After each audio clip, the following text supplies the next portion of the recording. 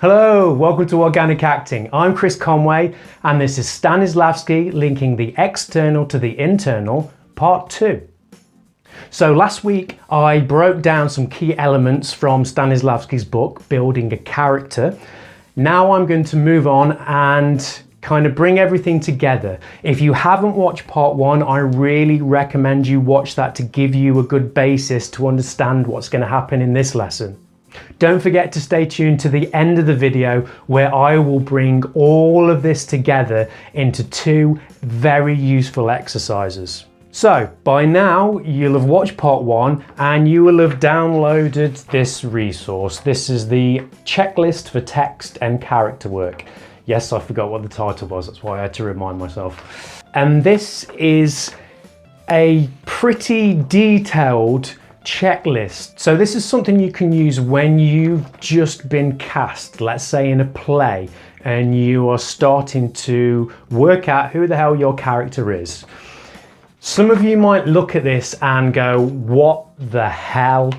There's some really strange things on this. There's everything on here. So for example, you know, knowing what your character's favorite food is or how much sex they have. That's actually one of these. That's actually one, I didn't make that up.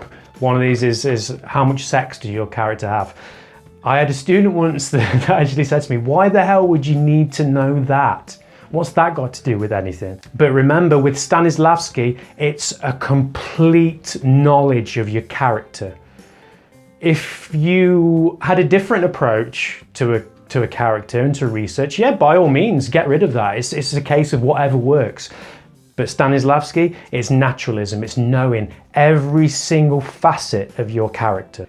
So first off, when you're working on a script or a screenplay, first thing you should look at is what is the superobjective or the ruling idea of the play or piece. So for example, if it was Romeo and Juliet, the ruling idea of the piece would be perhaps to love in moderation or to think before you act. Look at Romeo. He acts without thinking. Look at all the trouble he gets himself into. So what is the ruling idea of the play? Why was the play written? What's the message behind it? Next we have the protagonist. So the protagonist is the leading character, the opposite to the antagonist. So the protagonist wants something, the antagonist is trying to stop them. You might have a number of protagonists, but there's usually 1, maybe 2 at the most. Then we get on to looking at the individual scenes that you're using. So what are the given circumstances of the scene? We spoke about given circumstances in one of my previous videos. Now we're going to look at the 5 W's. The 5 W's can really help you to break apart a single scene and to give it some real life given circumstances. Once you've worked out the 5 W's, it will change the way you play a scene. So first off, who am I? Who is your character? Where am I? Geographically, where are you? What time is it? Why am I there? And finally, what do I want? So if I was to give you an example of this, again, we'll go back to Romeo and Juliet because it's my go-to for some reason. Let's say it's the balcony scene where Romeo is going to find Juliet. Romeo, Romeo, wherefore art thou, Romeo? So, who am I? I'm Romeo Montague. Where am I? I am in the Capulet Garden. What time is it? Well, it's after the party, so it's going to be late. It might be 11, 12, 1 o'clock in the morning. Why am I there? I've just come from the party. What do I want? I want to find Juliet. All of those 5 W's are going to change the way Romeo is played in that scene. Look at the where and what time it is. Where is he? He's in the Capulet Garden. He's in the garden of his mortal enemies. So if he gets found there, he's going to be in a lot of trouble. He's probably going to be executed. The time is going to make a big difference to this as well. Because it's so late or early in the morning, he's not going to be shouting and screaming. He's going to be sneaking around. So the 5 W's really have an effect on the way you play a scene. Next we have units. Again, we've spoken about this before, but units are a way of breaking the text down into digestible chunks, as Stanislavski puts it. So anytime a character enters, anytime a character exits, whenever there's a dramatic change in action, it's a new unit. And in each of those units, you have an objective. And the way we mark this is for each unit, we have a unit number. We have the title, so what happens in that unit, and we have the main want or objective of your character. Next one is what I call the 4 lists. So we have what the author says about the character, so all the facts that you get from the author. Usually at the beginning of a play, for example, you get a breakdown of the character, who they are, how old they are, those kind of things, their relationships to the other characters. So all the facts. Next one, what the character says about himself. That gives you a really clear view of how the character sees himself or herself. Next, what the character says about other people. Again, you're getting solid evidence of the way that character sees the people around them and the world around them. And finally, what other people say about the character. That gives you an idea of what other people see in your character and how they perceive your character. This is going to be a big job. It means you're going to have to go through the whole piece and find every line which is referencing your character or your character referencing other things. But once you've done this, it's almost like you're a detective and you're finding things out, things that you'd never noticed before. It's really, really revealing work. The next one is obstacles, stakes, and beats of action. So whenever you've got an objective in your scene, there's usually something stopping you from getting what you want. This is where the emotion comes from. I mean, look at some of my previous videos where I've talked about this. You don't create the emotion comes from your character having an objective and an obstacle stopping you getting that objective. Also, what's at stake? I don't mean steak and chips. I mean, what are the stakes? You might have a character that wants to go to a party in the evening and their parents don't let them go. And let's say that the stakes are pretty important to the character, but not flying through the roof. Compare that to a character who's about to lose their home and lose their marriage, and maybe they're about to be put in prison. The stakes are going to be really high for that one compared to the first example. Next one is your character superobjective. What is their main objective in life? First of all, before the play starts, before any of this wonderful drama happens, what do they want? What is their main life objective, their superobjective? Next, what is your character's superobjective in the play or the main episodes or the main acts of the play? Does it change? Does it develop from what their superobjective was before the piece?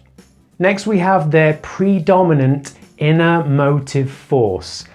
I'm sure you're going, what are you talking about now? Stay with me.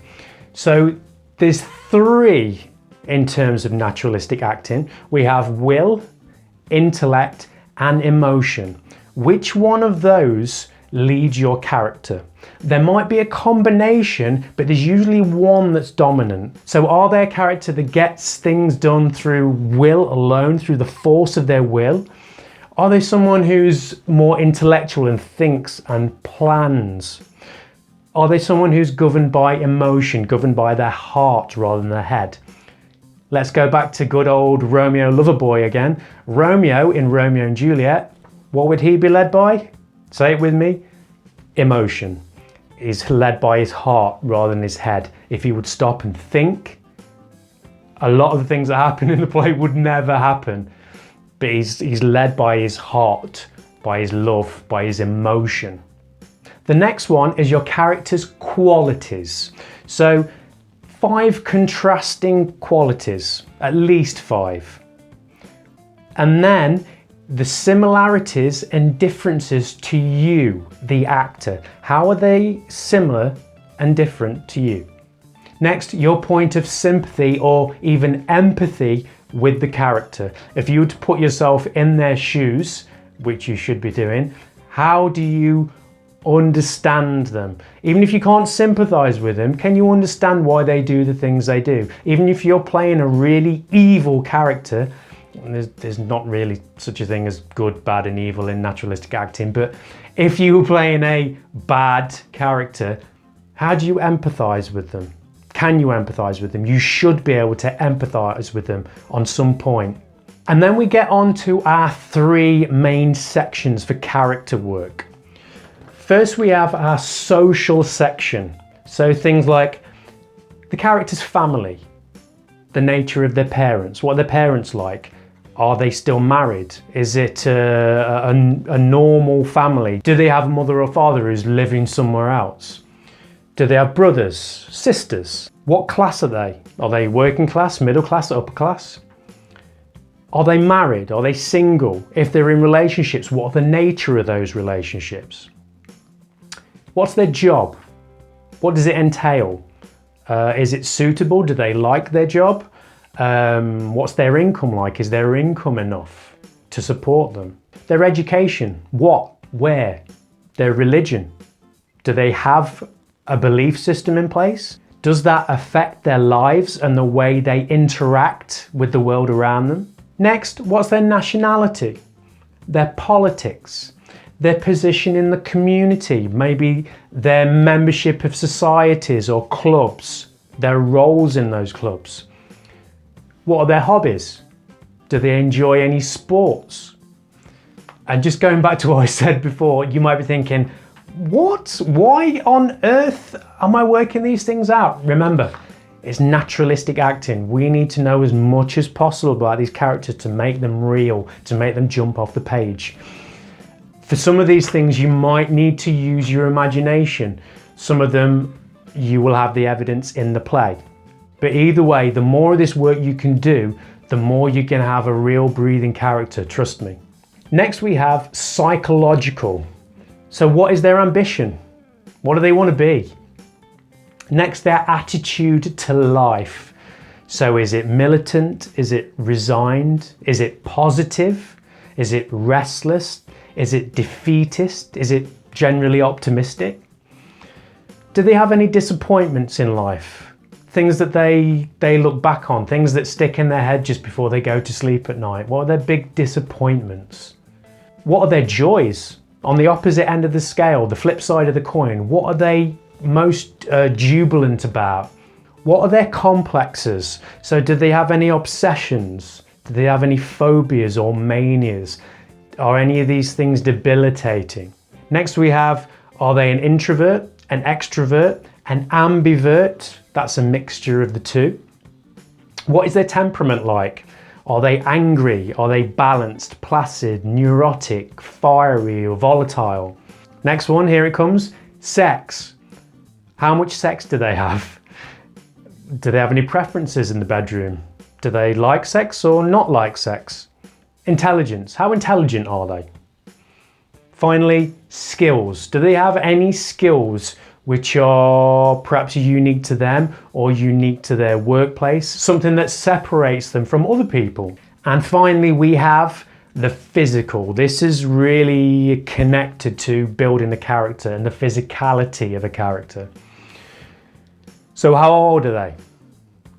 Next, their height, their weight, their build, their complexion, their hair color, their eye color, their posture, their appearance. Is it neat, scruffy, fashionable, eccentric?